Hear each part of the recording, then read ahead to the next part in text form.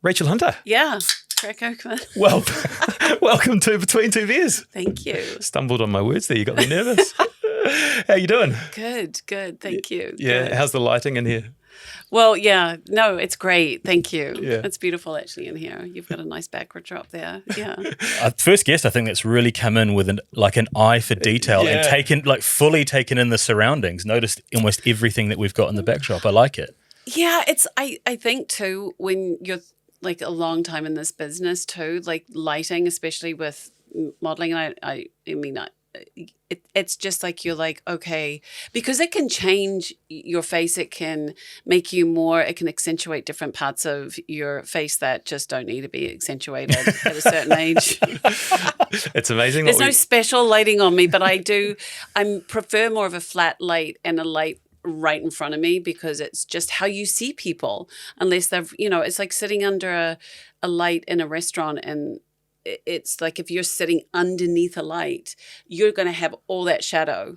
Imagine if you're on a date like that. Yeah. Like, I didn't see this person. No, I'm joking. Yeah. Anyway, yeah, I'm a little bit more cautious. The lights are unforgiving. No, they are forgiving, because Stephen can sweat a lot in here. Before we got air conditioning, this was a very hot box. Yeah, oh, wow. You've come at a good time. And by this stage, you'd already see the beads sort of starting to dribble down. Yeah. It's amazing. And it's not even because it's hot, because you're just also going through all sorts of different emotions too, right? It just keeps your body up. Yeah. I felt that one day. Yeah, we had we haven't released the episode yet, but by the time this comes out, Syrian coming in, and Syrian Taylor, and I just felt hot all of a sudden. Yeah. Like the door got closed and there was no aircon, and just all of a sudden I just started really sweating, and I was like, "Shit, I got to go!" Like I opened. It was immediate response That was too. probably your closest experience to a menopausal woman who has a hot flush. Yeah. So imagine doing that like 6 or 7 times a day. I do that as well. Isn't it? Okay. Yeah. You might have menopause then, I don't know. You're in good company if you do, Steve. Yeah, Am I making you sweat now? We can explore that. There's shoes on the other foot. Petra Baggis did this to me when we were talking about menopause in her episode as well. So I'm more comfortable in that space now.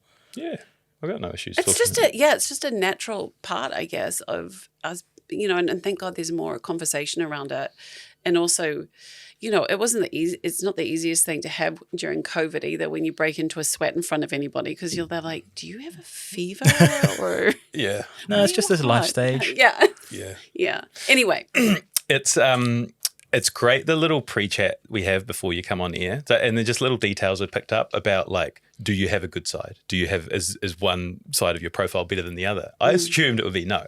But you're saying, that actually someone has put it in your head that one side is better than the other? Well, as far as my experience with myself, I'm not perfect, right? So our symmetry too, I guess, and well, not ours, but mine. So when you do it, like the photography wise, like, I mean, and you have an amazing photographer who has had this eye, who's seen faces over and over again, they will see a difference in a certain side of the face, and that's not putting anybody down. It's just going, oh, this is probably your better angle. So I never saw that as like an insult, but it's just the better, better side. It's like writing with your left or your right. You're not mad at your left because you're right-handed. It's just you're better at writing with that hand. But it was always this side. And I always seem to be doing podcasts on this side. So that's okay. Yeah. We'll flip the video and post. Yeah. So. No, but I don't. It doesn't. Create that much. It's just when you're in that business for 30, 35 years, and you kind of consistently, you're experimenting and you see light, and at a certain age, when you've got cross lighting or artistic lighting, there's beauty in that. And then when you get older, I find for me, it's better just to have a front light. But this is probably a really boring conversation for people. But yeah, there is a preference. I actually think it's interesting for someone whose life and career has been built on this stuff. Like, this is the kind of intricate detail that you get into. Well, imagine going on it. Like, I always thought about it, and I thought, imagine going on a date and you're in a restaurant. Most restaurants have shit lighting. Yeah. And you're sitting there as a woman, and you're like, you're fluffing your feathers and the guy's fluffing his whatever feathers. And, and you're sitting under the worst lighting of your life and you can feel it. Because when the light hits you, regardless of whether it's about lighting or not lighting, it makes you feel great. Like it lights your eyes up, where you can feel into it because there's kind of that energy exchange, within that room and that lighting and that place and that person. So, there is definitely. I'll be like, can you turn off the above lights? And I've never been on. There'll be some of our male listeners here candlelight? thinking they can use this as an excuse. It wasn't my shit personality. It was the lighting. It was the lighting. No, I don't give guys the excuse for it. Probably a good place to start. I wanted to ask you, when you were approached to come on a podcast called Between Two Beers, what did you think we'd be talking about today? Did you have a vision of what this was going to be? To me, when I first heard of it, it's funny because I was like, obviously, definitely two guys.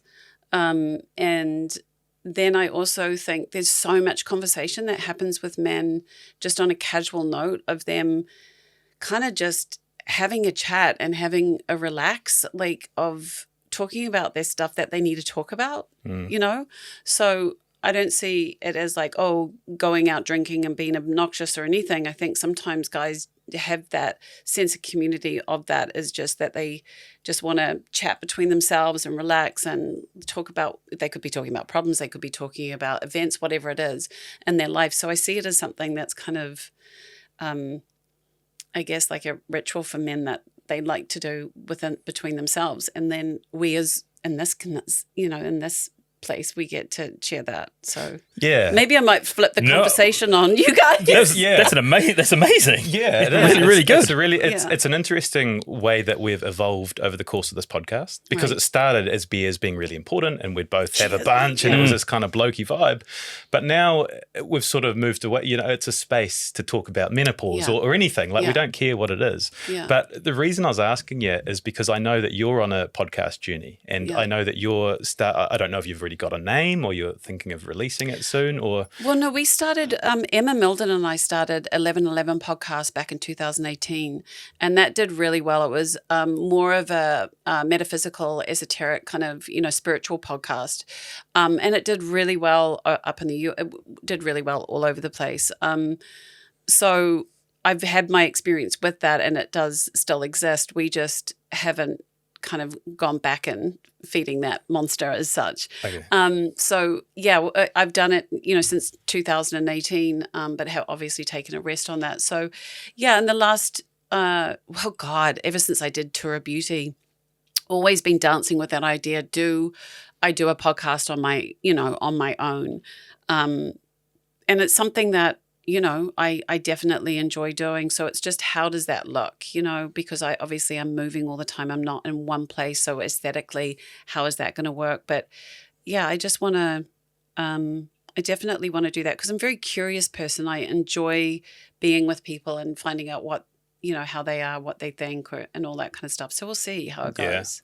So a potential rebrand with a new name or we're not sure? I was thinking, I just love rituals. So, I started something about 4 years ago called Rituals with Rachel Hunter. It was a yoga platform where you could do, breathing or, what are rituals in our life. And they don't have to be spiritual rituals. They could be, tea or making chai or your ritual to go hang out with you guys and however you see it. But it's not, it moves away from that idea of any kind of obsession about something like a ritual, but more of an experience and a connection to something that you get to really have that feeling either for yourself and within yourself or with somebody else. So that would be where I would go with that, probably more with that, with Rituals with Rachel Hunter. I'd love it to go to a TV show because I think that would be really fun to go in and see that live too, of how people do their rituals. How are they? How are they in that? Even if it's like 5 or 10 minutes where people share that, because I think it's really beautiful when you see an intimacy, you could see laughter, you could see, how much these people love what they do. Yeah. it's really personal. With that in mind, Yeah. and I'm jumping ahead to something that we plan to ask a little bit later on, but I went to a workshop on the weekend where rituals was a topic. Morning rituals to set you up for the day, and evening rituals to look back at the day and gauge whether that was a success or not. Can you share any of your rituals, like morning rituals or evening rituals that you particularly have? Yeah, I definitely, well, obviously I meditate in the mornings, you know, and do that process. I definitely love my cup of coffee after that. And there's different, as far as, there's just so many things that you could look like. I love going in, like I have my place in Parkery and, you know, getting the sage or the incense and doing that, or watching someone make a chai, like on the side of the street in India, or, you know, seeing people, you know, get together at the end of the day. I mean, my personal ones, I would say, I almost see your life as one, because you're walking, like when you start kind of, you know, how you open a door or how you enter something. Like even the other day I was sitting after I'd meditated and I was like going, gosh, if people could just take 1 second and sit comfortably and put their hands together at their heart, how much peace they could find just with that 1 second within themselves. And their nervous system would relax. They would have that sense. And just that one ritual creates a connection with yourself and dropping all that angst and that anxiety and that performing mode that we're constantly on. I've got to do this, I've got to do that. It's all up here, all that kind of fight or flight is all driven all the way up.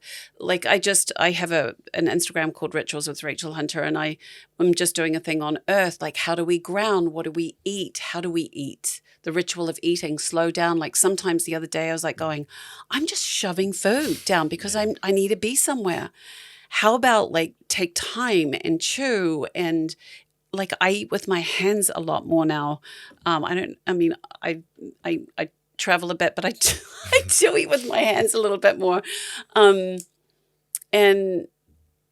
yeah, so anything can be that, as with the action of like devotion and thought and energy exchange between whatever you're doing, because it's all energy. We're all completely consistently around energetic forces. So how do you play in that ritualistically?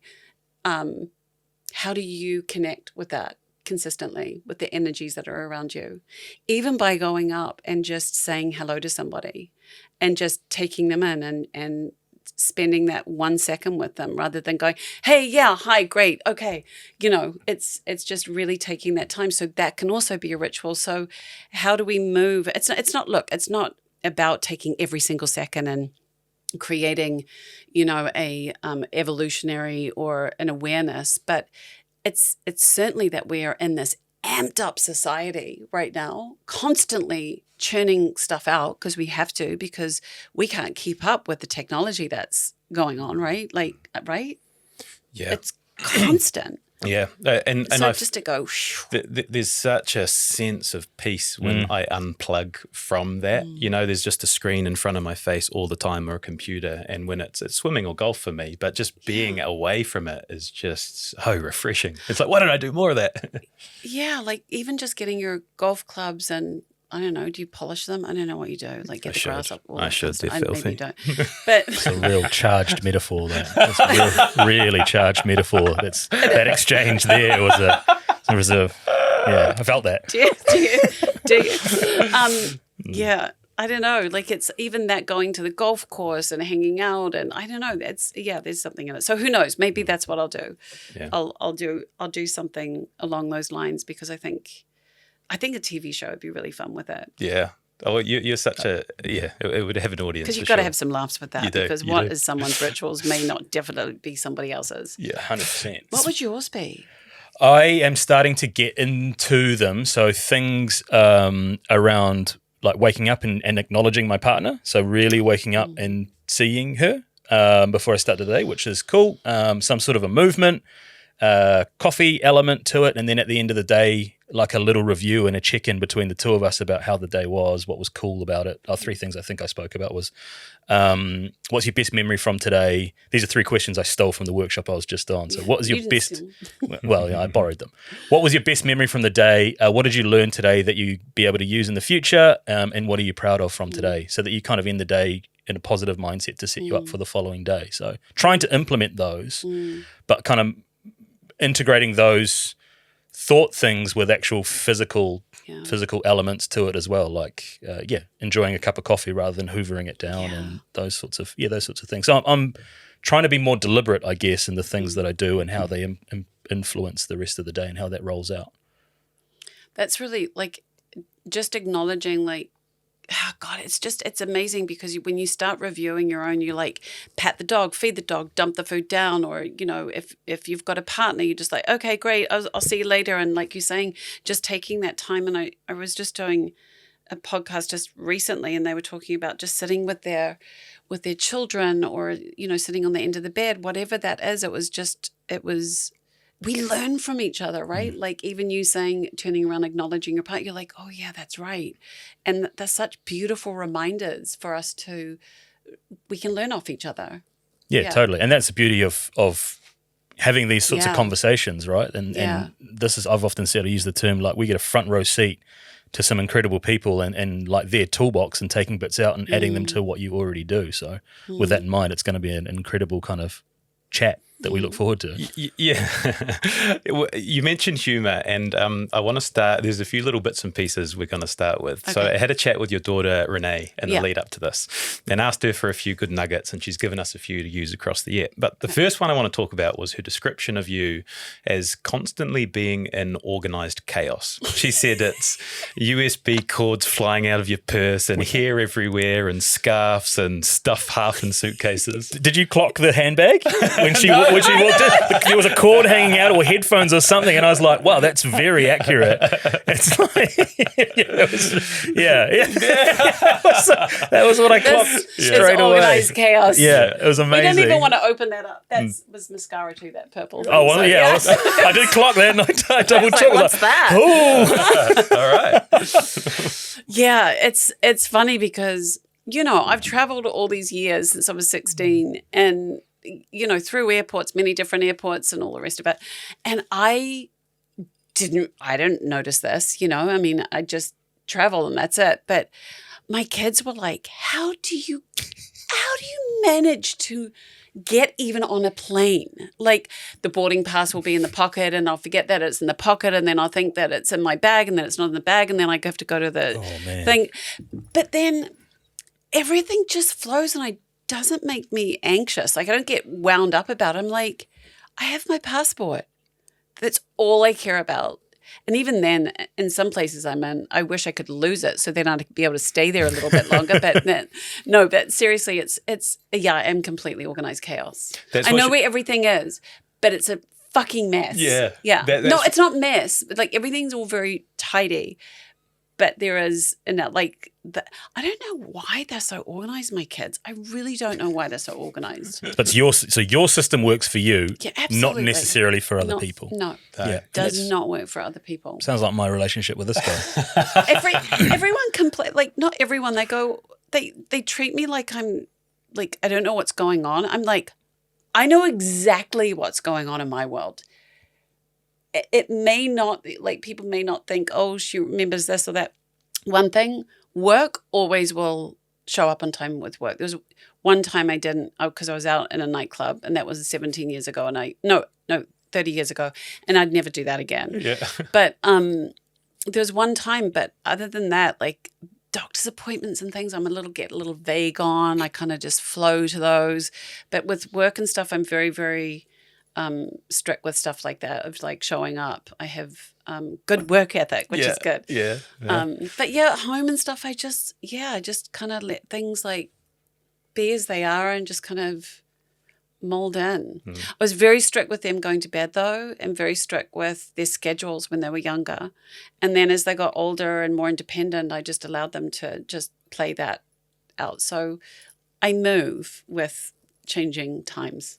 Yeah, I'm keen to talk about their upbringing a little bit later, because it seems like, talking to Renee, like such great memories of growing up. You know, between 6 and 18, I think she said they moved house about 12 times. Oh, yeah.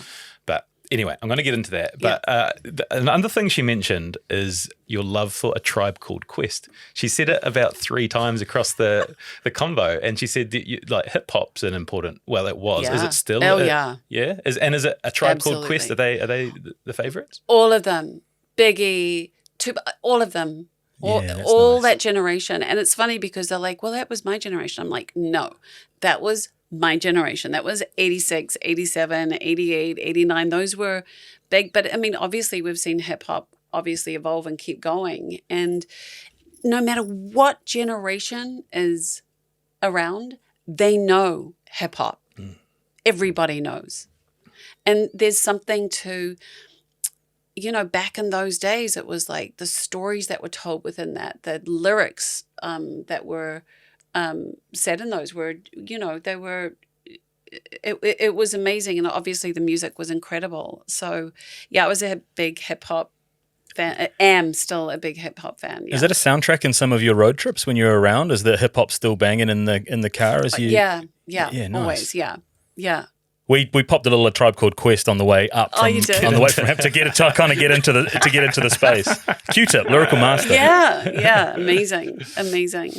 So we've been lucky enough to have a few big names on this pod across the last few years, and we've developed quite a good sense of a guest's star power. And that is when we mention we've got someone coming on, they get really excited about it, and we're very happy to report the Rachel Hunter star power is still there. Yeah, still got it. A lot of people. How do you do that? Super excited. How do you do that? So how do you do that? We just say we've got a guest coming on, and it's this person, we're and they're recording like, with Rachel I can't Hunter. wait to hear that one. That's going to be awesome. Yeah. Or fuck, I haven't heard that for a while. That's going to be interesting. But that leads into my question of what is the public response to you these days? You've been in Auckland for a couple of weeks, walking around. Are you getting recognised and approached all the time? Shockingly. Like I was just turning left on a corner. I was in the passenger seat and this person literally leapt inside the window. I was like, Rachel, how are you? And I was really surprised actually with the age group too, because they were younger. But it just goes across, and I don't understand. I think I became fairly well known here since I was 16 years old. So I've grown up, and I think New Zealand's Got Talent. So the different shows that I've done kind of kept that going. And Tour of Beauty was really interesting because obviously when the name of it seemed more of a female audience, but the men actually started watching because it wasn't just about beauty. There was, the wellness element, the food element, the spiritual element. I mean, it was about everything. So yeah, it surprises me. I mean, obviously, it surprises me. Shay had a nice. You say what you said to me in the car on the way up about her star power and. Oh yeah, like so I'm early 40s now, so I recall your rise, and I was trying to explain this to Doc Brown, my partner, last night. Like that time in New Zealand's kind of life. Rugby wasn't professional, so All Blacks were known domestically. Yeah. There was no WARS. There was no rugby league that was very big. Taika Waititi and our acting chops hadn't really hit. Sam Neill hadn't done Jurassic Park. Dame Kitty Takanawa was like really, really big. And then there was you, and you were literally a global superstar, our Rachel, that was married and flying and you know how Kiwis get. If there's a reference on a sitcom in America about New Zealand, everyone's like, oh my God, they referenced New Zealand. But you were there front and center waving the flag overseas and still quintessentially Kiwi. So I think there is a whole generation of us that we've grown up watching you and seeing what you've done and hold an affinity. And then, behind that, and I mean this with the greatest amount of respect, there's also a Stacey's mom generation of particularly men. Like I had this interaction in the gym yesterday of a friend of mine who's 23, 24, and he was like, that was my coming of age video clip that I watched. My older brother showed me it, and I must have watched it about 50 times. So there's this whole generation of people that have grown up alongside you. It was funny that Stacey's mum, because I was like, no, I don't think I'll do that. Like that just it doesn't seem right and whatever. And then all of a sudden I was just changed my mind. So it's funny what comes along in your career that you don't necessarily, there's no preconceived objective, like to go after it because it's going to do this. It's just like, oh yeah, I'll do it. And then you don't realize what the capacity of something like that happened. And it was just, I have a feeling MTV at that point, within a few years, kind of started fizzing out, right? That wasn't it? It was like the last, the Stacey's mum thing was quite something. Just before you jump into that, like with that frame in mind, when you did the Trumpet ad in '89, did you think, no, like how many years later they'd still be punishing chat on the street? Oh, you can't beat a trumpet. I know. Or Still, it won't happen overnight, but it will happen. Am I right, Rachel? Yes. Like that. How much punishing chat is there around that still? a lot. A lot. Like everyone brings up the trumpets, Pantene, yes, but the trumpet, gets brought up a lot. Yeah. Yeah. Figured. I mean, because interesting, when we did that commercial, we didn't get a shot of licking the ice cream. So they were like, okay, so we need you in Eden Park to come down and lick the ice cream. And I was like, okay. And now I look back and go, wow, I was standing in Eden Park, where obviously the All Blacks play, licking a trumpet. Really? Yeah. Well, no, they obviously weren't there, but you know. No. I get that. We had to do the pickup shot, and if I remember correctly, it was on Eden Park. Yeah. So that shot was actually in Eden Park. Yeah. Crazy. And you were like still a teenager Did at that point. open the All Blacks game? No. It's I can imagine someone seeing you in public, and because of all the reasons Shay's talked about, you've been you've always been there as a constant in their lives, and they're trying to think of what to say. Yeah. And trumpet would come up. It would be the natural thing to be top of mind, but this gets so annoying. It's like trumpet. I'm like, yeah. We, again, in the preparation, like watched an old version of the ad, and like the song almost word for word came back into my head. I know. Yeah. Yeah. There it is. I wish I got residuals from that. I did want to know, like, No. you didn't get a lifetime supply of No. trumpet? No. Wow. Here we are giving it painful trumpet chats. Yeah, right. Exactly what we don't want to be. Okay, Oh, God. so for those listening who don't know who you are, we've attempted to summarize your story in one sentence. Let us know how accurate it is. Okay. A teen who overcame illness and a lack of confidence, left school without any qualifications, became a supermodel, international celebrity and mother, who now travels the world as a spiritual teacher and grandmother. Oh. Could you write my bio? Does that sound accurate? Yeah. I mean, that's You guys. that's punchy and that's where punchy. you're at, right? Yeah. Yeah. Did we leave anything out? No, that was anything pretty- really notable out? No. Okay. Okay. So a big part of Well, thanks for coming. Yeah. The conversation's over now. I guess that's it. That's it. No, so a big part of that and who you are now is wrapped in yoga and meditation. And in our research, there was one particular part of it we found really interesting that we're keen to talk about, which was the silent, and I think you said not a silent retreat, but there was some point where you were silent for around 3 weeks. Yes. And we had a former guest, Ruth Croft, who's one of the best trail runners in the world, and she spoke about her silent retreat she did, and it was just captivating. And we were so interested in the sort of the dynamic of how it worked and what the thinking was. But are you able to tell us about that? So I was in India with a friend of mine who was getting married in ashram where I was, in Sadhguru's ashram actually. And at that time, I decided, well, no, I didn't decide. I was put into silence and I thought, well, it's just going to be three days. Obviously, this is to be done, like I always say, with somebody that when you go into silence, it's usually there's meditation, there's preparation that's been done, or the teacher that is putting you into this silence or initiating you almost into this silence knows there's a capability to be able, not the capability, but you're in the right circumstances to do that, because we don't go around silent. You know, there's a support I think that needs to be with that. So you know, this is not just something you go and do at home, right?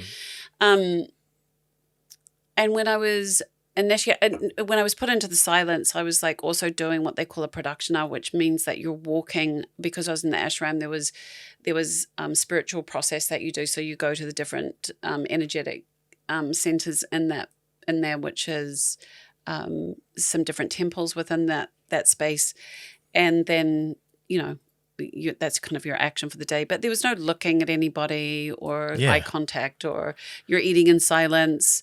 You're doing everything in silence.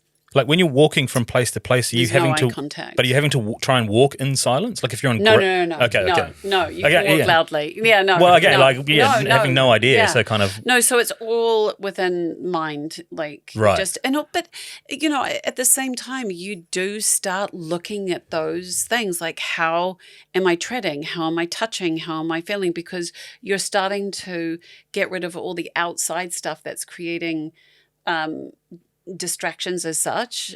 This is my experience, obviously, so this is my opinion on it, distractions of my distractions, and it's not saying everybody has distractions. So I please want you to understand when I'm saying this, it is my experience. It's not what I'm putting on other people. So with my experience, it stopped a lot of distractions that were, I have to go do that, or I have to do this, or I have to do that. So once that starts peeling away, you're then left with, how am I doing this? What are my thoughts? How am I eating this? So everything starts becoming extremely subtle, and there's an awareness that starts creeping into a lot of things. Now, some people can hit anger, like different emotions during this time. For some reason, I wasn't hitting anger, and it was about, I was 3 weeks in, and then about a week I brought myself out of silence because COVID hit. And 4 days later, India went into lockdown, and I was obviously locked down in India at that time, very fortunately. But in that time previously, I had heard, because every time I had a silence badge on, every time I tried to sit next to someone to hear what they had to say, just so I could hear another conversation, they would get up and move because I have a silence badge on. So it was like, wow. She needs to be in silence. Yeah. It was like going, I just want to listen to someone's conversation and listen to something other than what's going on in my So how did the mind. messaging come to you that COVID was happening? I kind of knew before I went in that there was this virus around, and I just thought, it's just going to cold. It's just going to go away. And then briefly you heard, and then at the end of this 21 days that I was in silence, I was like, God, I don't feel that well. And for me, it was actually a change of seasons. I wasn't sick. And then after that point, I stayed another 10 days because I thought I was not well, was in kind of like an isolation as well, and in my room, because everybody was like kind of shut down by that point, right? But the silence, it's really interesting, because there's many people, like 3 weeks compared to some people that I know that do a much longer period of time. But the 3 weeks really slowed everything down for me, and talk to became really, like, it helped me realize the refining of the word, like the power of your own word, right? So once I came out of silence, I was then put into a kind of a scenario of like, be in a group, but you don't have to speak all the time. You just need to listen, right? And you don't need to answer to everything, answer to everybody's, is that me? Answer to everybody's, see? Do you imagine if that happened in the... It'd be really bad. But so you get a group of people, they're chatting. Oh, this, all this noise is going on. And I was just like, holy shit, like, this is a lot of shit that's been talked about, and it fucking doesn't mean anything. And what do I really have to say about it? Nothing. Actually, nothing. Now, people could say, oh, you must be a really boring person to talk to. But at the same time, it was like, you're actually letting people speak, and you're listening, and you're not calculating how to respond. So, in fact, I found most of the time from that observation, for when I was doing that I was always calculating what my response was. So I actually wasn't listening to the person. So that became really important to actually, and I correct myself always consistently because it's a habit that we naturally do as a species, I guess, as a culture, I don't know, as we're calculating how we want to respond, or, this person's telling you all their feelings and you're like, well, and you're immediately wanting to go in help mode, but they actually just might want to talk. They don't want your opinion. They don't want you to try and fix them, because it's so funny too, because I realized with even my own kids, like, listening to them, and of course you're always supportive. You're going to be okay. I've got you. But how does this feel? Like, how do you, like, even sometimes when you let people, some people talk long enough, they're actually hearing the answer in their own conversation. Yeah. And that is the power of listening, is because people solve their own and are able to fix their own, it's not problems, their own way of thinking, their own awareness, their own things that have come up, their own stories that they're playing over and over again. And sometimes when people talk too much, they're like, why is no one talking? I'm talking so much. And it's like, oh, and you look at that, whatever it is. So sometimes when you let people in their own speech, they find an awareness that needs to be corrected and their stories stop. Yeah, it's a concept that comes up again and again in these long form chats, and it's the power of holding space. And with the sort of the mental health crisis in New Zealand, and especially in men, like the importance of just being there for a friend and not saying, just listening to them, exactly what you just said, giving them a chance to share and just saying, I'm here. And also, don't go into that shitty fucking egocentric, I'm holding, like, not that you're saying the holding space, but when we're like, oh, I'm going to listen to them because this is like, it's almost like get out of that and listen to them. Yeah, actually, yeah. Listen to them. Listen to what they're saying. Listen to the words. Listen to the say, because we can also go. It's kind of like an over. I don't know what I want to say. Like how, when you hear a lot of people in certain things, I don't want to use that because that's not putting what you said down, because that's a really important, because that's what you're doing is holding space. No, but this is real, because people use part of it. They're like, oh, I held space for them. No, just fucking listen to them. yeah. Yes, you're holding space. That's a very important term with what you use. Absolutely. And that is absolutely what it's called. But you know how some people get into the ego of it? Do you understand what I'm saying? Label it, and then also trumpet that they are an expert space holder. It's like, no. It is called being a decent human being, and acting within being a conscious human being is that you actually fucking care about what someone's talking about and not trying to figure out how to come up with some wonderful fucking answer that is just annoying that they're probably not going to take. Look, sometimes people do. There's no doubt advice is vital and really important, like good advice when people are willing. What do you think I should do? Then they're asking for you to fill that. Yeah.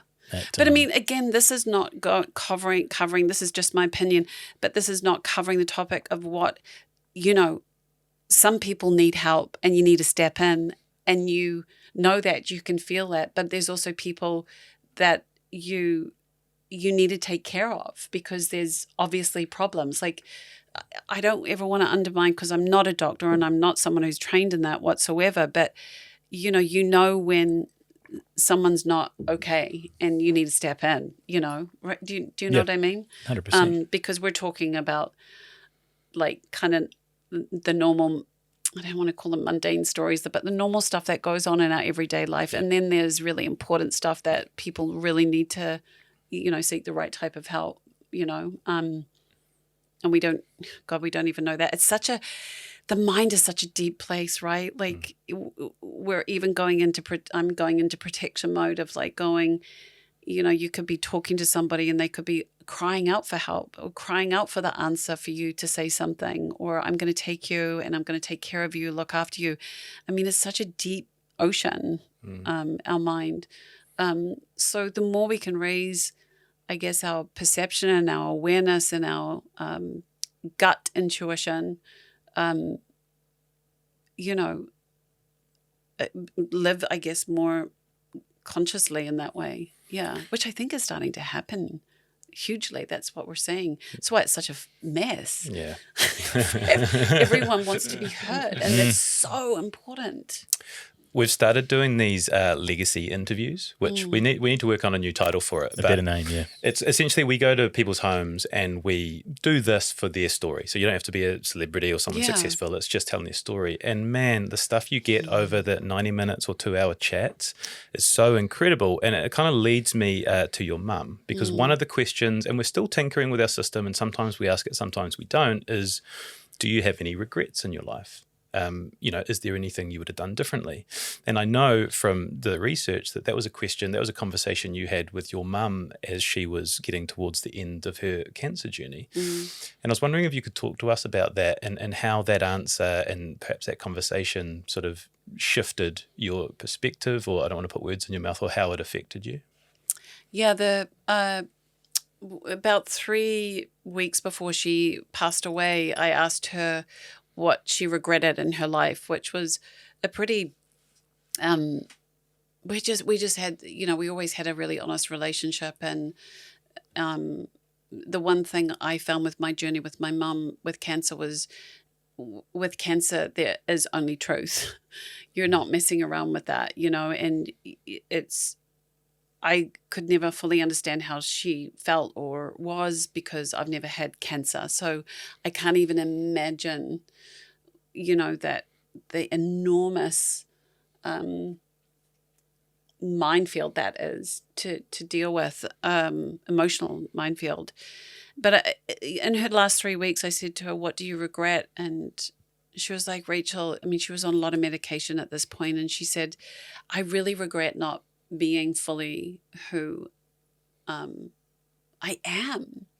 And I was like, kind of like, oh my God, like I sat there and was just like, that's got to be the hardest thing, knowing you're going to pass away soon. The hardest thing because you're not going to run out. She couldn't run out. She was very, very sick.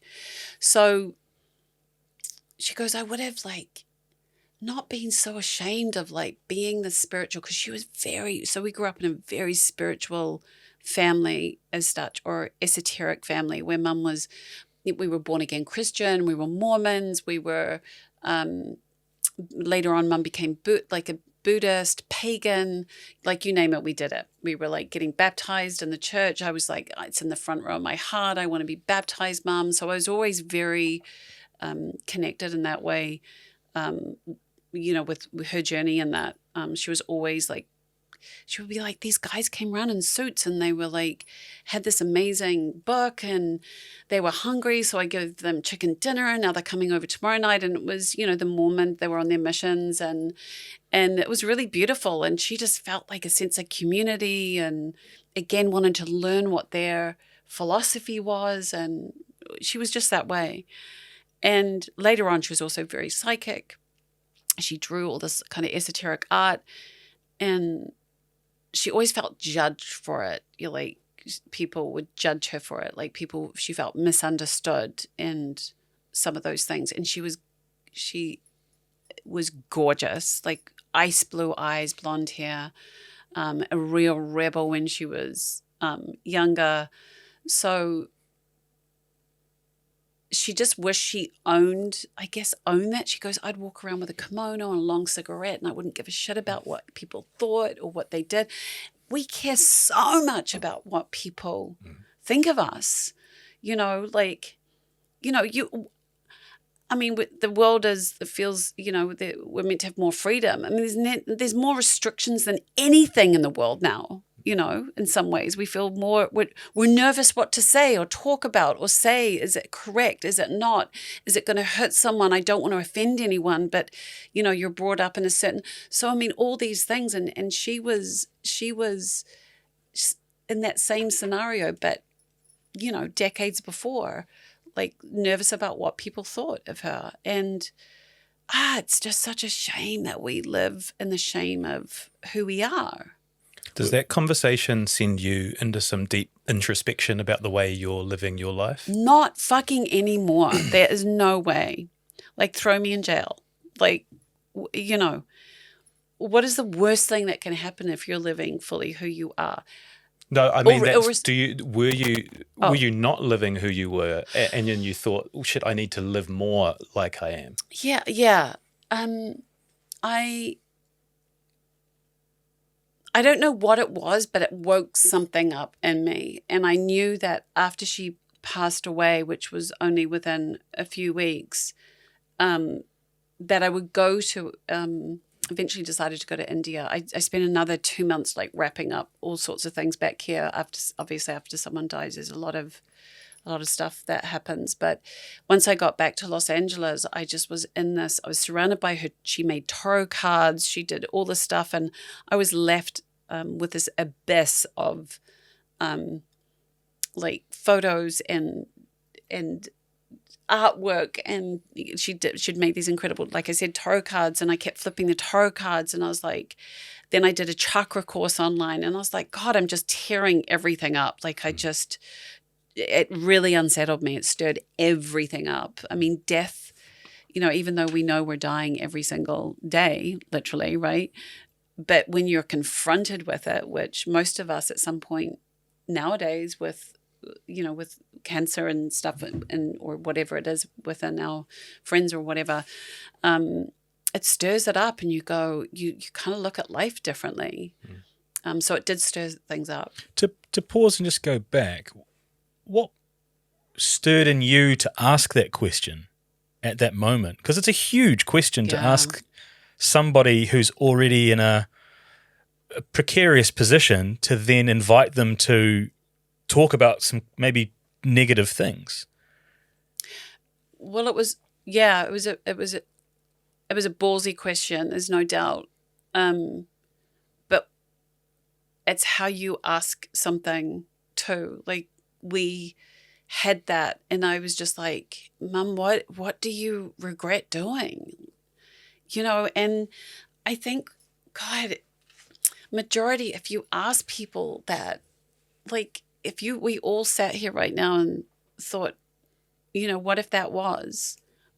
What do you regret? What do you wish you'd done and not been scared to do it because of what people thought, or you didn't think you were good enough, or any of those thoughts? You know how it is. I mean, we hear the same thing over and over again, decade after decade, generation after generation, the same damn story. And so where does this fear live in us that's just rooted there to suppress who we are?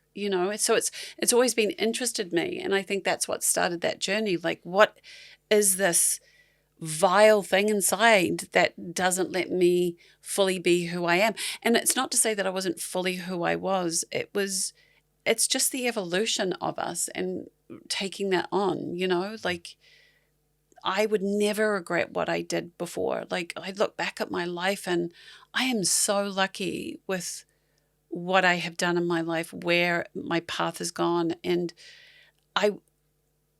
it's not what I had planned or wanted. I mean, I wanted to be a ballerina and I ended up being in New York City as a model, But I mean, I would never look back and regret like the way it mapped out ever. Yeah.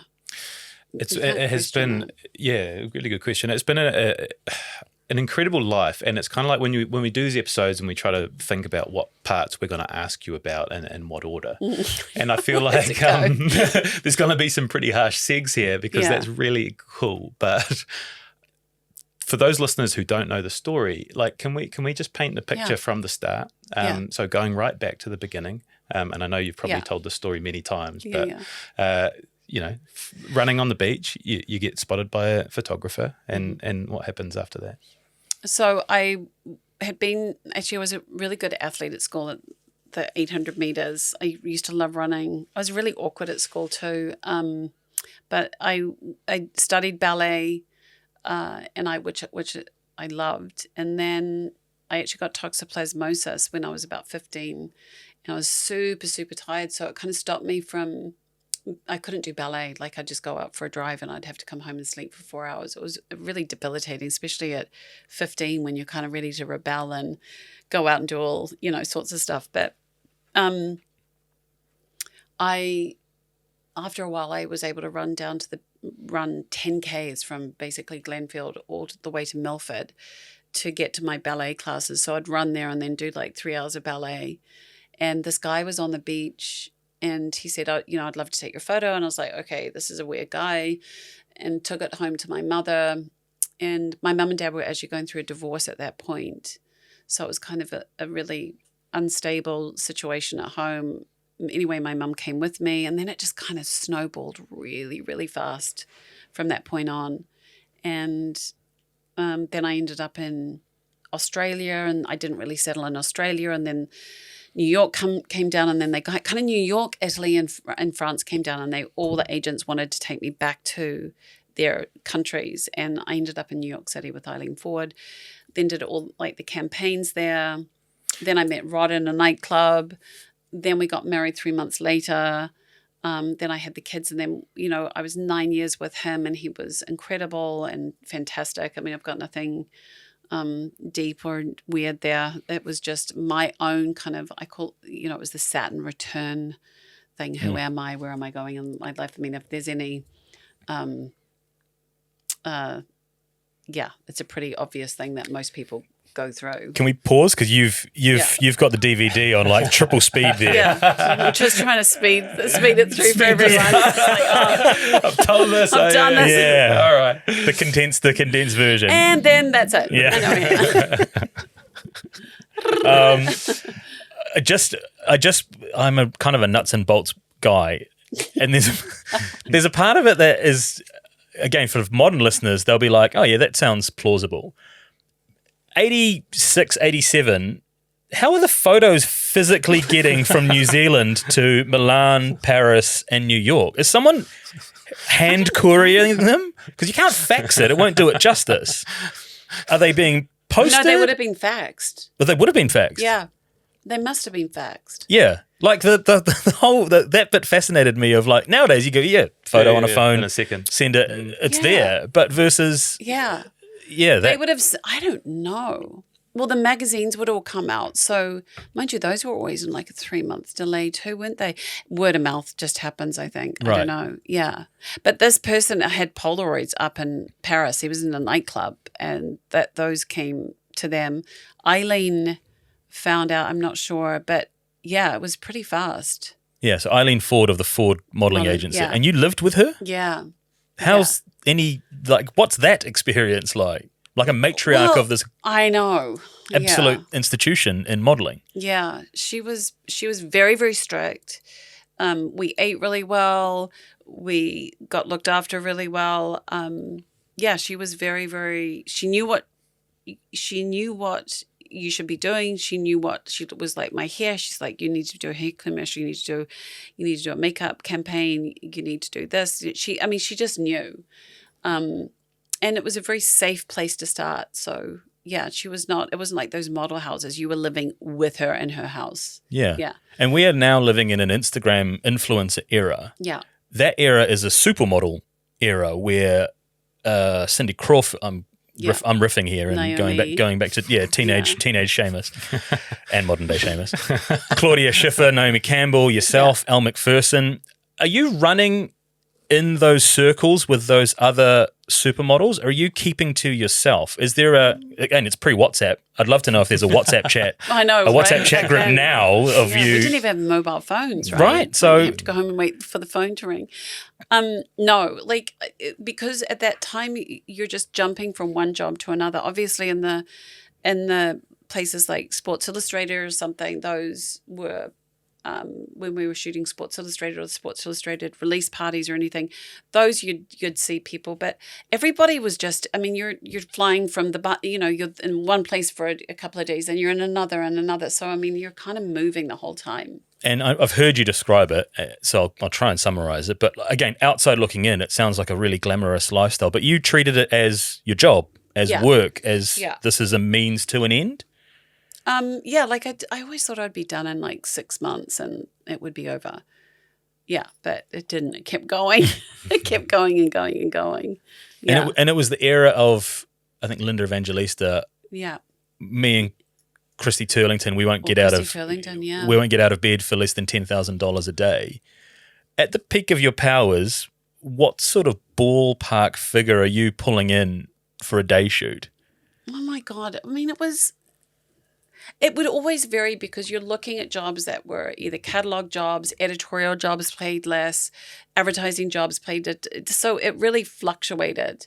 But you're not on a supermodel retainer, I guess, is my question. No, you're not on a right. Yeah, but it would. But you're working all week and some weekends all week. You know, I mean, there was a time when I was super, super exhausted, and the agency actually sent me down. They were like, "You need to go on holiday, just mentally. You needed to stop and slow down." So, you know, we were really well taken care of. So at that point, once I'd been working so much, I just couldn't do anything anymore. And they were like, "You need a vacation. You need to go and come back in 10 days." And so it was. They were good. They were good to us. I mean, look, any job has its moments, and I mean, you know, were there some times that were, you know, a little bit difficult or whatever, or a little bit like, yeah, but you know, you learn from that and you grow from that, and you kind of just move forward. One of the great things is looking back at an interview with you and your mum at age 16 and how wise you were back then. And that's been a real consistent theme through a lot of your interviews over the years, like really pragmatic, really well-spoken, really considered. How did you remain grounded? What is it, the fact that you had your mum alongside you for a lot of that time? Well, she was at that time, like, when I was found, like, by that stage, mum and dad were getting divorced. So dad was, I don't know where dad was. Dad went somewhere else. And then, no, dad was, yeah, they'd separated. So they're living in different places. Mum went off and lived with somebody else as well. And so by that stage, I wasn't, she was there, but at the same time, she was also going through her stuff as well. I don't know. It's just the way I've been. It's just the way I was. Yeah. This whole period of your life, like we spoke about before, like you're on the cover of Women's Day and Women's Weekly every week. There's always people looking for the Rachel Hunter storyline. And this has happened so long ago, and you've been asked about it so many times. And I was really sort of cautious of how to approach this, because we didn't want you to just go on autopilot and just have to tell the same stories, which we've kind of just done. But I do wonder how you reflect on that period and telling that story. Like, is it an important part of your story for people to know? Or are you in a different place now where that was the past and you'd prefer to be in the present? In regards to the magazines? Or? Just that whole sort of lifestyle, you know, the supermodel and jetting around and the experiences there and Rod and all that sort of stuff. 87 to 97. Yeah. No, I mean, look, they were great times. Like, I don't like, it's just naturally shifted to where it has. Like, it's not been like, oh, I'm going to go do that, or I'm going to change this because of this. There's no subconscious, like, or not even subconscious or conscious decision of like, I'm going to change things up. It's just naturally kind of happened. But no, I mean, it was just the way it was then. I mean, with the magazines here, I got sick and tired of being interviewed and then become a version of whoever was interviewing me. It was their version of me. So I put a real big clamp on that and said, look, if you want me to do your interviews, I have copy approval, because I'm not going to be someone's version of who I am. Like, that's stupid, because that's not me. Because I wanted to have what I said and not have it misconstrued, and a quote and headlines that were stupid just to make people buy stuff.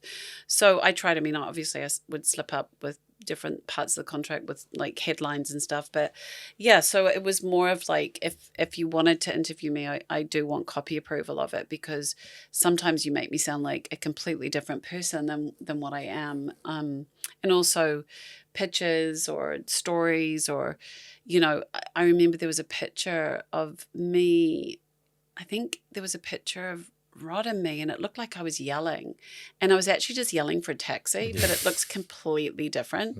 So there's lots of things that, thank God, those things can be controlled now, especially in social media. I was just thinking that you've got 150,000 followers on Instagram now. If an article comes out, you just speak to it, say this is just absolute actually, rubbish. That's absolutely true. But but back then you're powerless, Yeah, right? no. The headline is just that's what everyone's going to believe. Yeah. And that whole gossip thing has really calmed down quite a bit. It calls for transparency with a lot of things now. So, yeah. I think this is a good place to tie in Andy Haden, who's a character I'd love to talk about, because the relationship and how you got onto him is really interesting, but also, I guess, how he protected you across these years. So how did that relationship start?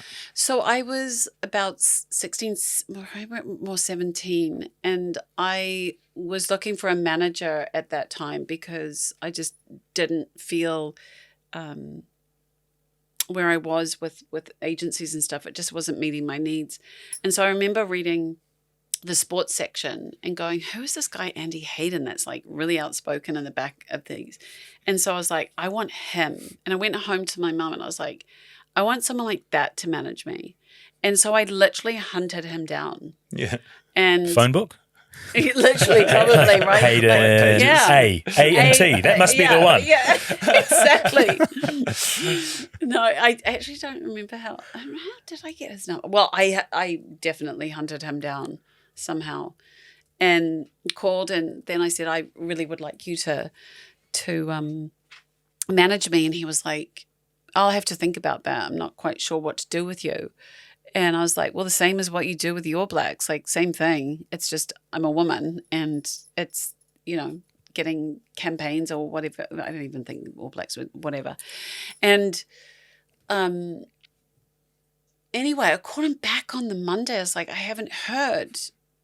And I think that, and then eventually he agreed to it. And Trish, actually, his wife, was like, what are you, like, what's going on here? Why? And, I said, can you please get Andy, because I need to know an answer. Like, I need him to manage me. And so then at that point, he just continued, he managed me, and it was amazing. Like, he was always very protective, but thought out of the box, thought of different ways to deal with something. Obviously, that was when I met Rod. So he was very protective over when Rod would come down, and also the media side of it. And he just knew what to do. And he was also very protective. And so I became almost like part of their family. I mean, Laura, who I think you guys know, Hayden, and Chris, he continued to manage me after Andy had passed. But it was just being part of their family. And he was like that. He was able to manage that as well. I don't know any other 16-year-olds that would have the foresight to, first of all, think of someone out of the box to represent them, and then go after them. Yeah, it's pretty ambitious. And then continue to go after once you got to know. Like, no, I was aggressive. Yeah. But once I know that, like, it's like when I came back from India, everyone kept saying to me, you can't put events on, they're going to cost hundreds of thousands of dollars. And I was like, no. And they're like, yeah, it's that you're going to have to get sponsors, you're going to have to do this, you're going to do that. I said, no. And so when I was in India, a very good friend of mine, Emma Meldon, who we did the 1111 podcast together. And I said, let's do it in community centers, and people can bring a cushion. We'll use the community areas. It makes it cheaper for everybody, so everybody can have access. And that's what I did. It's not that I don't like being told no, but when it comes to something that really needs to get done, there's got to be a way. and now there's a lot of bring a cushion events. I think there's a lot of different, it's not that I didn't invent a wheel. It was just, and we went around New Zealand, like doing all these community events, going into the community centers. But yeah, when I get stuck on something, it will happen. If it doesn't happen, it's just not the right time, but eventually there will be something that will come. It's just percolating, right? It needs its juices going. But no, when something I think can happen now, especially something like that with Andy, I was like, no, he needs to manage me. Like that's, if he can manage those men, he can definitely manage me. Okay, I'm going after a story here, and I think it involves Andy, and it's the Rangariri pub. And this is one of my sources has suggested that there's a good yarn, and it was you and Rod, and I think Andy and Trish, and Janine as well. I think maybe on the back from my dad too, because he was he loved to drink. Yeah, I mean he's still not anymore because he can't drink anymore, but a little bit. But we were coming back from the races, if I remember. I'm not very good at stories like this, but and we just stopped off at the pub, and basically, it all just went off and there because Rod was there. I mean, I don't have much of a memory of it, to be honest. I remember the bus stopping, everyone getting out, and then everyone getting back on, and everyone was trashed. Yeah. But it was like when you see Andy and Rod together in the pub, and just this momentum that's happening in there, because Andy.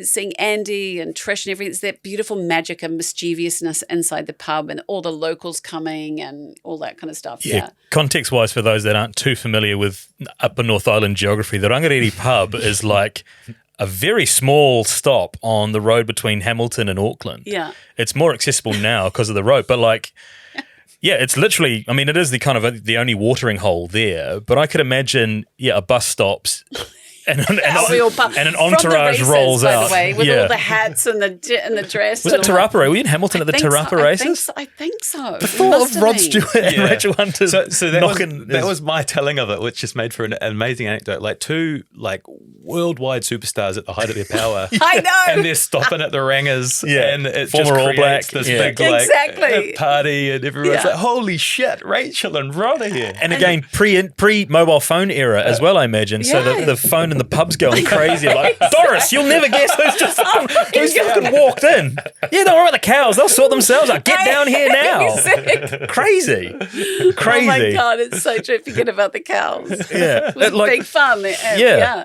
Like, we've run out of Waikato. What are we going to do? The kegs are gone. Waikato, it's so beautiful down there. Gosh. Did that get normalised though? Being and just a scene everywhere you went would just turn into this big thing? Or was that the reality? I guess. I don't know. It just kind of, whatever happened. Yeah.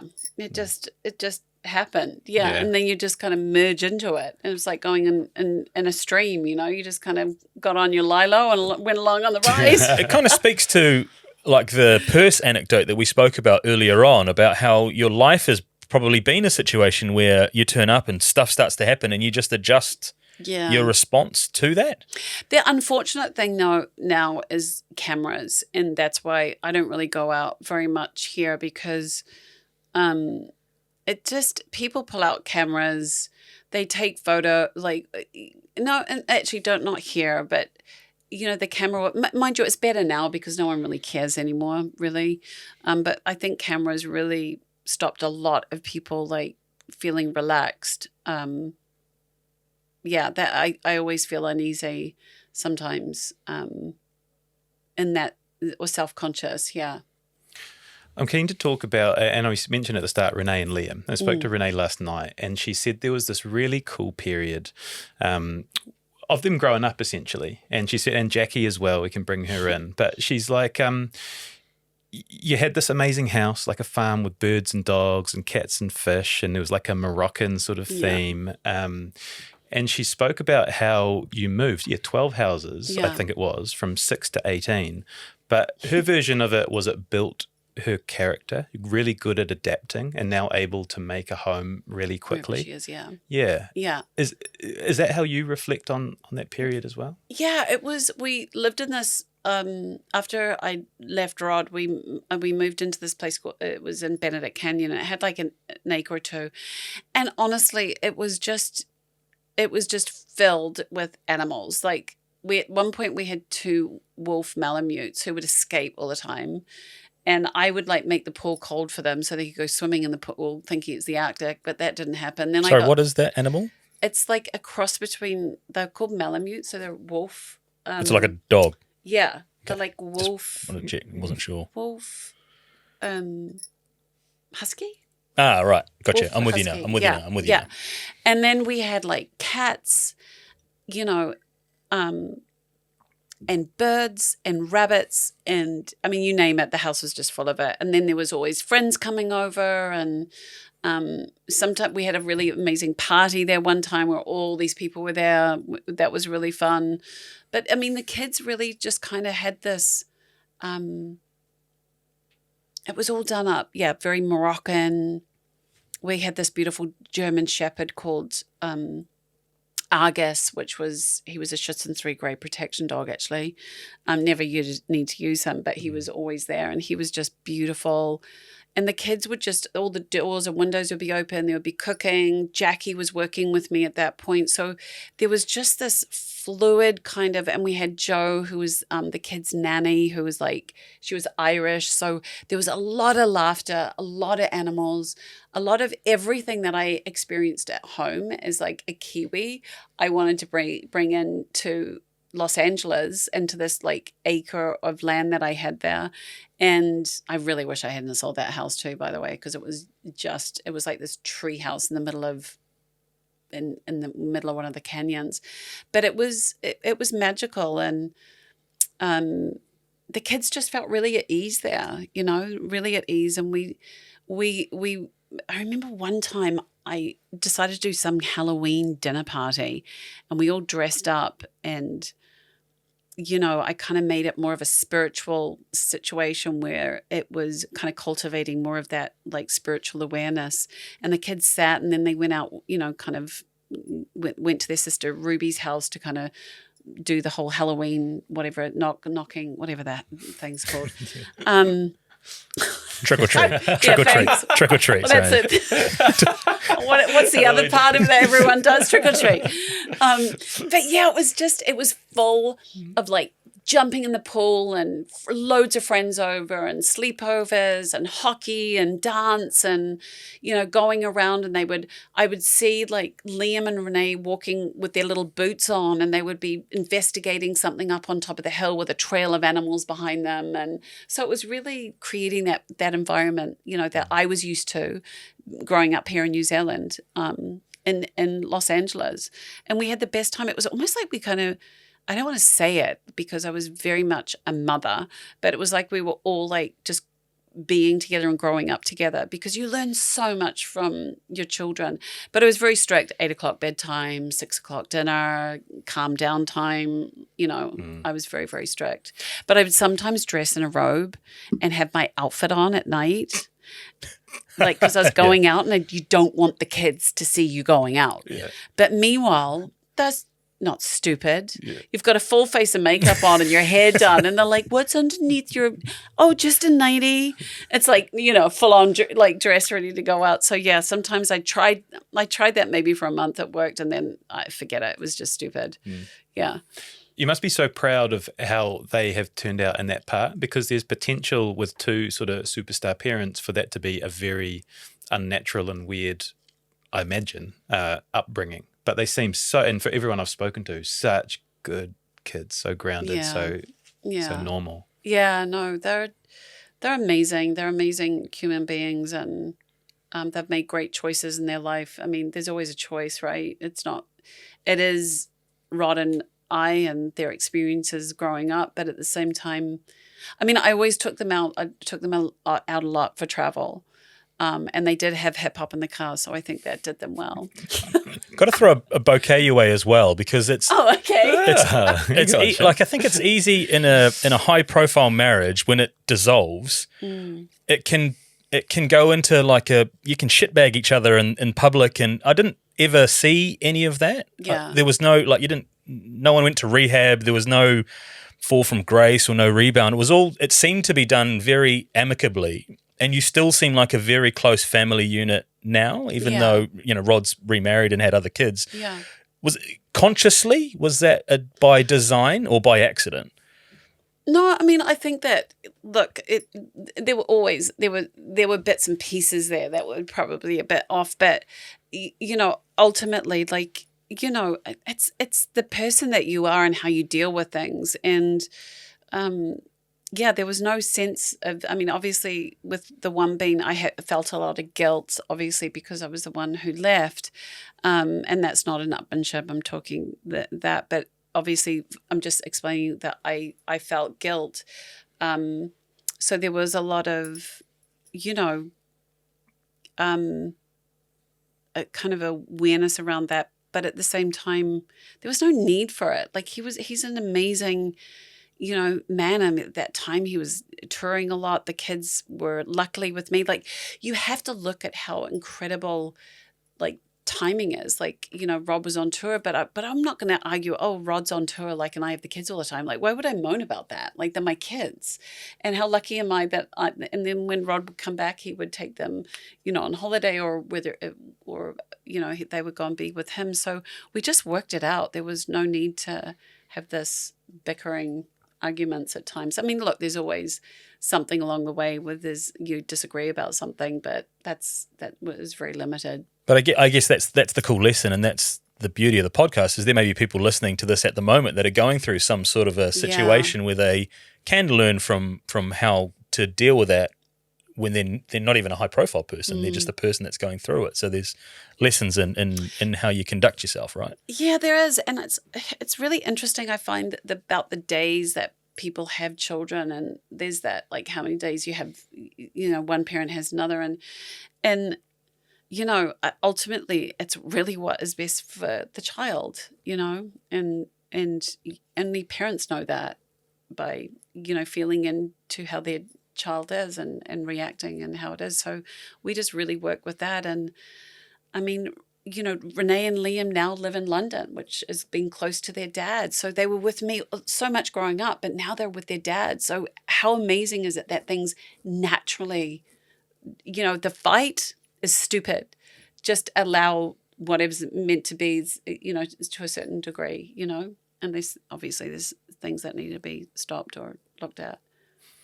I'm keen to link us up to present day now. And we spoke about your mum's passing and perhaps how that made you think about who you really were.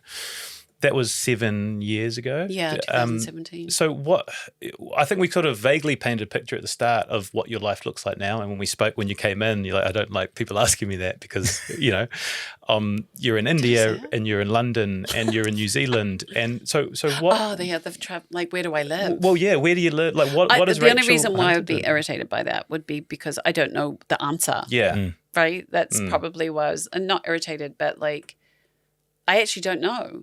And I don't know because my dog just passed away in October. So he was like my last like attachment to Los Angeles as such, because even though Liam is in LA with Nicole and the baby and Louis in the summertime, but Liam also plays hockey in London.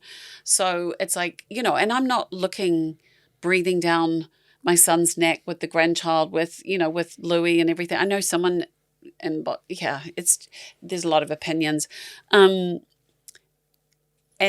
because they've got their own life and they're cultivating this beautiful family, and Louis is such a gorgeous little boy. But I mean, my life kind of goes between London, India, where I do the retreats, and I usually stay there and like look at other places to do other retreats, and then down here in New Zealand. And then wherever else for work. I mean, it sounds like an ideal situation, but when baby died last year and I had to put him down over the phone, which was absolutely horrific because he was, little did I know how how this little guy had really been my last attachment to Los Angeles, and being like, oh, he's my responsibility that I go. Because at some point, at your kids at 29 and 31, you're not like, oh, I have to get home to the kids. Like, it would be really bad. I mean, could you imagine your mother living with, like, no, you have to let your kids go and develop their own lives with their beautiful partners and little baby Louie. So it's like, shit, where do I fit into the world now? Like, no one has any expectations for me really to be anywhere. Obviously, I want to see my grandson, Louis, and Nicole and Liam. But I mean, those are for short periods of time. I'm not living out of their, they're living in their apartment. I'm just not, it's just not that way. And obviously Renee lives in London.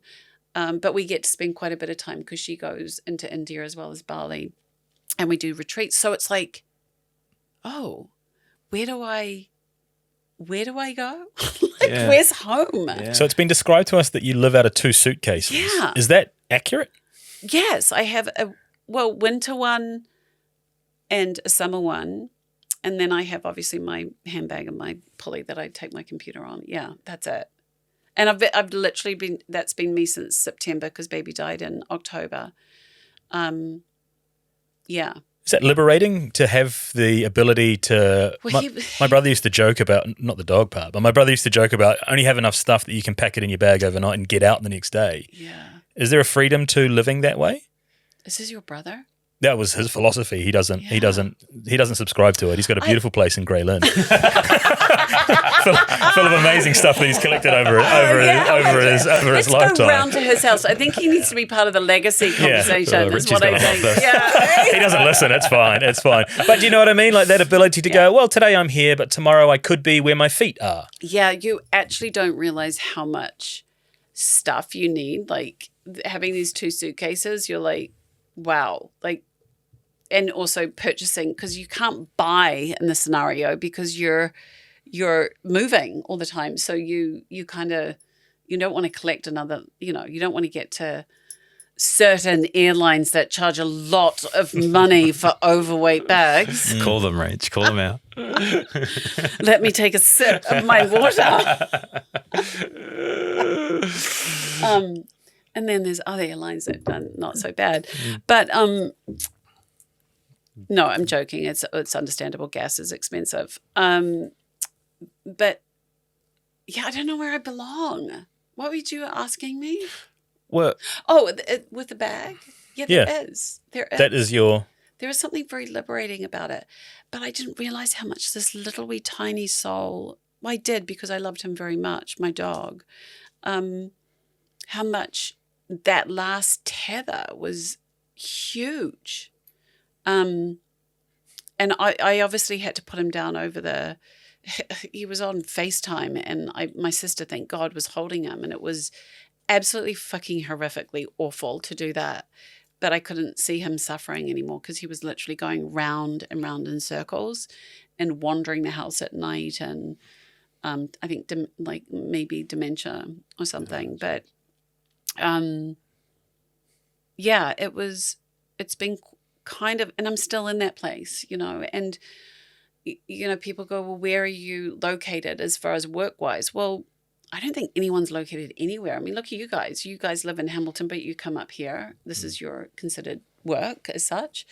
So, yeah, it's kind of like, where do any of us, I don't know. Moving aside, like we had a guest on recently, and I made a comment at the end, and I said, look, this has been so great. You seem like at a really good point of your life. And she said, actually, no, like I'm not inside. I'm not at a good place. And was really sort of raw and real with us. And it kind of, and I'm not in any way suggesting that's you, but I did want to ask, like, how are you? Are you in a good place? I am. Like the only thing is like that whole, okay, so it's stories and conditioning that get in the way of happiness for me. So it's the conditioning of this is what we need to have in our lives to make us happy. Cars, house, clothes, this, that, blah, blah, blah. For some people, that is what is working and what is needed in their life now. Like, and for me, I need to realize, like, I sold my house in 2020 and then got locked into India during COVID, came out, moved into a 1-bedroom place, which my sister was in because COVID was still really tight, and didn't buy anything. And from that point on, it's just been moving. So the uncomfortableness or the rawness is the only place that I see as transformation and evolution, because that's only when it happens, is when you're uncomfortable, or you're like, there's the moment of doubt, like, what am I doing? Do I actually just want to disappear into a cave and wherever and just be in that world for the rest of my life? Wow, that would be something, possibility. Do I come back out and start working and start getting into this whole thing again? Yeah, a part of me would love, I want to do that. But how does that look? Because it's so, when you're teetering on that side, which side, like, which wolf am I going to feed, and that's where I'm at. So to me, to be able to see, I'm going to hand it over and just see what happens, because I can only go in the direction that whatever it's meant to be is going to happen. And I cannot deny the fact that for me is the best way to live, like, obviously with conscious action and awareness, not like, oh, I'm just going to leave it up to the world and peace, love, and happiness and hopefully everything will work out. No, there's conscious action in that, like you're taking steps. So let's see which wolf ends up getting fed the most. Nice. And conscious action is flying out of New Zealand back to India soon? So I do the workshops this weekend. I do the workshops in New Zealand and community events, and then go to Bali and then go to India. So it's like teetering on that and then come back here and do. So, what happens? Yeah, that's fascinating. The public-facing wolf was one of the most rewarding projects that you've done, Tour of Beauty itself. Because, again, outsider's perspective and through research, it seems like it kind of fed, to keep on that wolf analogy, but feeding the travel intrigue from your father, Continental Airlines back in the day, and the spirituality side of your mum as well. So it's kind of honouring both parents, the Tour of Beauty, and going around and connecting with people and feeding your curiosity. Yeah. Is that one of your most treasured public-facing wolf moments? The Tour of Beauty, that was an amazing show to do. The New Zealand's Got Talent was great here as well. That was pretty amazing to do, like that, being with people, which is very much my father. He is always amazing with people. Like, people absolutely love him. And Tour of Beauty, it was like the most incredible job that I could ever be given, like to be able to go into different cultures and not only just talk about beauty, but actually how people's feelings are, and people actually seeing it's beyond that. The beauty side of it is just irrelevant. It's way beyond, as far as the inner. But Dad was so funny. You bring up, like, Dad. He was like Mr. Personality at the airport. Back when it was NAC, and then Air New Zealand, then Continental Airlines. Oh. Yeah. So he kind of went through the whole thing, but he was Mr. Personality at the airport.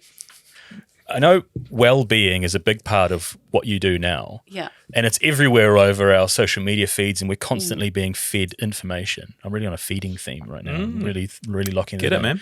There's a few things that have come across my radar in recent times, and I wanted to take the opportunity to maybe bounce a couple of them off you. Yeah. And whether you've come across them, sampled them, because again, to Tour of Beauty, I know you did a whole bunch of stuff in various places. So I've got a list of kind of 5 things. Is this debunking? Is this beauty myths? I don't know. Debunking? They might be right.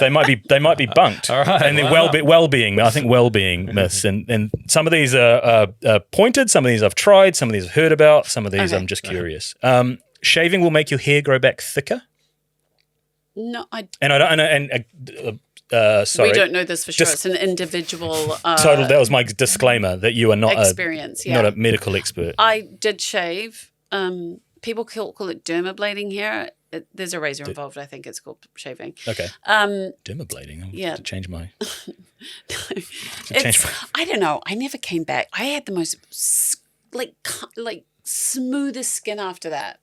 But apparently, no, I don't think it comes back bushier. Well, Okay. it didn't for me. That would explain my chest though, because You have dermabladed your Came chest. back Shave all really- the time. What do you think? Sorry? You guys shave No, all the I time. don't think it does. I haven't don't shaved think since it- 2015. I just trim that. Oh, you just trim it? Yeah. I know. I don't even trim it myself. I get someone else to do Oh my it. God, I love. Okay. Yeah, but I do look after it. Another one, again, it's sort of across social media feed, perineal sunning, also known as anal gazing, exposing the perineum, the area between the anus and the genitals, to sunlight for a short period. I mean, if it makes you happy, I guess. Okay. Yeah, I mean, little sunlight. I don't know. That can't be. There's a reason why that thing's in the dark, right? Like, Paul Henry swears by it. Yeah, he does. Does he? Yeah. Paul Henry. Yeah. I think Nevada goes, or and somebody it goes makes in. him feel better. But yeah, you got to, it's 30 seconds to a minute maximum, or else you're in for some significant sun. Yeah, I was going to say it's got to be a sunburn. very. And you're right, it and is. it's probably. I don't suggest that because I mean that's a reason why that area is dark, like or kept Kept away. That gets And- the Rach Hunt across. No. right. Oil pulling? Oh, for the mouth. Yeah, swishing oil. Apparently, that's very good. Yes. Okay, good. Yeah, Tick. yeah. I like swished oil, coconut oil. I think it is, and the mouth is not. But please do not do that at home unless you get it done properly. Colon cleansing? Flushing of the colon with fluid to remove waste. Colonic. Yeah. I don't know. I just had a colonoscopy, so I just go with that. Okay. Get yourself checked. I've had colonics. It's not something I would do regularly for me because of that flora. What is it? Yeah, flora, that's the right term. Whatever it is in there. I don't know. I've seen some stuff online which I don't think that came out of a human. I think that's very doctored imagery of what is supposed to have passed post colonic. Yeah, and I think that it's interesting to see how often you should do something like that and like for your own health. Do you know what I mean? Like how often should you be doing colonics? I haven't really investigated that. Have I done colonics? Yes. Did I repeatedly do them? No. Yeah, it's on my bucket list of something to try to kind of You should film that. You need to film that. Yeah, I'd like It to is, get, honestly, I'd like you to feel get like you some have- camera on that. Shay's tour of beauty would be a, I don't We're going to film know, that. I don't know how it's it'd going go. to be your ritual. When I do my thing, that is going to be your ritual. We're going to stick a pipe up your butt and see how you feel. And the last one I've got is yoni steaming. Oops. We got one. Sorry. I've not tried this either. Okay. But again, that's another area that's very, Yeah. sensitive. What do you feel? I have a about that? friend and I saw this contraption in their bedroom Yeah. and I said, "What's that?" And I'm not going to name who they are. No. They were like, "Oh, that's my Yoni steamer. yoni steamer." And I was like, "What is that?" And they said, "Oh, you sit on it and you steam All the herbs and you stuff steam or your whatever. bits." And I Yeah. think Gwyneth Paltrow, subscribed to it for a long time. Again, like exposing the perineum to the sun, I feel like that's a sensitive space with a lot of heat gets in there. Yeah, those are very sensitive areas. I just think they should be done with the right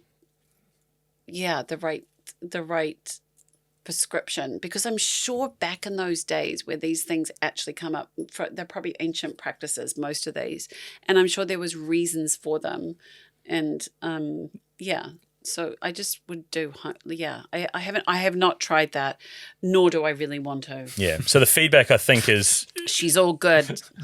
from my general feedback on that is maybe buyer beware. Proceed with any of these with trepidation. Yeah. I think more concerning is that they all pop up on my algorithm now. Which, They're going to pop up on mine too because my phone's just down here. talking about. I Yeah. do not need a yoni steamer or a butthole cleaner or sunshine. I don't know. All right, hey, Rach, this has been amazing. We're in the home straight. There's just a few little bits and pieces. Oh, clearly. One of my notes. I'd Yeah. just be interested in your experience with Piranaconda. Oh my God, the movie.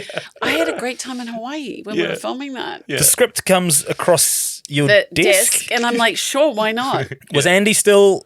No, this was over in America, and I was just like, sure, I'll do it. I'll go to Hawaii. The interesting thing was, if I remember, maybe not Piranaconda? Piranaconda, but you're bringing up Hawaii. So the earthquake that happened back in when Fukushima happened, right? And it came into the Hawaiian Islands. Yes. Yeah. I was there on that island when the wow. thing, and we all had to leave the beach area to go up. This wasn't Paranakona, and leave. Yeah, and we had to go up into the mountains in the middle of the night, like the alarms were going off, and yeah, it was bonkers. It's pretty terrifying, eh? Yeah, it was, because when you're driving out, the cars were so backed up to the shoreline because everybody was leaving, and yet we knew that this potential wave was coming in. So yeah, it just stemmed up a story. So thank you, Piranaconda. No, I'm very proud of that. How much I've of actually scripted? done so many movies. I remember New Zealand film or whatever. I remember getting an email of somebody that does like films here. They have a website which has all the actors and stuff, and they were like, well, we've only managed to fit a certain amount of your films on there because we can't fit everything on there. Does this seem right? And I'm like, I don't care, whatever you want to do, it's all good. But yeah, I couldn't believe the number of films and TV shows you've been I know. on. It is In IMDb, so is it? extensive. Yeah. It's Yeah. crazy. Are you still an active actor? No, I mean, I love being in that field, and I love doing that. But I haven't really aggressively gone after that down here ever, really. I think I came down here to film an American production a few years ago. That's when the kids came down and lived down here with me for six weeks or so, which was amazing because then they really got that Kiwi feeling during summer. But I'd be open to that. I enjoy being in a environment like that. That has just triggered one question, and it's going back a bit, and then we can wrap up. But you know, when you used to do those big shows, and it's Letterman and Jimmy Kimmel and these huge talk shows to millions of audience, and it's live, did you get nervous for those appearances? Were you quite comfortable in that space? It's funny because I look back and go, I was nervous, and then once I got out there, and I was just like, it's almost that youth thing where you just do it, and then after a couple of burns, once you get to your 20s and 30s, you kind of are a little bit more aware of what potentially could happen in that scenario. So you kind of build up a resistance. But back then, you just you don't even know what you're saying. It just comes out, So yeah, I look back at those TV shows and go, well, first of all, it's interesting because talking about regrets, like you look at the shows back then to the shows now, and some of the things that I've done in the past, do I regret some of those shows? Absolutely, because reality TV was a whole different beast back in those, What late sort of era? 20s Okay. to 30s. You remember all those shows. There was a lot of, judgment shows. There was a lot. And, is there that area where you look back? But it was a different, the thing is shaming that. It's like, it was that era. It shouldn't have been what was in, but it was. And, so there are regrets of certain definitely things that I did back then. But again, we look, every generation's going to have that change. It's a constant theme with our guests that are 40, 50, 60 is that some of the stuff I did under the current day lens was really problematic. Very problematic, yeah. But again, we're going to look back at this and be like, why the hell were we all on our phones with our necks down and not taking in the beautiful environment and the beautiful country or beautiful world we live in? Because what is it going to look like in the next 20 years? So that could also be looked back on and gone, why were we doing that? My last question is: do you ever? It's back on the modelling thing. Sorry, but do you ever finish modelling? Like, is there a time where you're no longer a model for hire? Retirement? Yeah. Is there a retirement for modelling? Is there such a thing? I don't know. It's so funny because you see beautiful girls out there that are still like making, still in the. The whole grey thing has really come up where women are working in their 50s, 60s, 70s. So I don't think so. I think, look, anybody will crawl out if anywhere if there is a great job that aligns with where you are in that period of your life. So I think, with whatever you do, if you still want to be in it, you for sure can be. Yeah. It's just not what it was back in those days. Rach, I feel like I've called you Rach a few times. Yeah, and I feel like I've been getting very familiar with one of the most well-known people to come out of New Zealand. Kiwi icon. I've really enjoyed your company and sharing these bits and both. pieces of your journey. It's been so cool. And yeah, where you go next is so exciting. I don't think anyone knows, but the podcast is great. A great idea. We were really well received. In a cave somewhere where cave, I'm not who coming knows? out, but Cave I'm in going to India. record from Yeah, no one knows from where a she cave. is. But amazing. Thanks so much for coming in and sitting with us. But I'll throw to Shay to wrap us up. Oh, you've killed me here. I think I thought about this before I came in. Like, you're obviously really well known for your beauty and your beautiful your modeling days. That's how you first came onto my radar. But in terms of researching for the podcast and learning more about you in the last couple of weeks, like just a beautiful soul, like the way you are able to connect with people, having either not known them or just coming into their sphere in the first instance. I really enjoyed your tour of beauty stuff and the way that you stepped into other cultures that aren't familiar, treated them with the respect, but also reported that to other people. I think there's a lot that people can learn. And you've taken it a step further through yoga and mastering your own self. I hope you're progressing well on your grief journey, because I know it's not easy. Having lost a parent myself, it strikes you at different times, or whatever that grief may be. Which parent did you? My father passed away 14 years ago now, so it still pops up every now and again. Sometimes you just go, where did they go? Yeah. Like, where are you? Where are you? Well, I like to think Right? that he's still with me in some way, shape, or form, and as long as you keep that memory of that person alive, you're able to carry that wherever you go. I don't know if it's the same for you, but it's been amazing, and hopefully there's more of Rachel in New Zealand's kind of psyche for many, many more years to come as a true New Zealand icon. Oh, thank you guys. Thank you. It's been great. Thank you so much. I really enjoy your interviewing and your company here too. It's been really nice. Very, very, very easy. Great. So thank you. Thank you. Cheers, Rachel.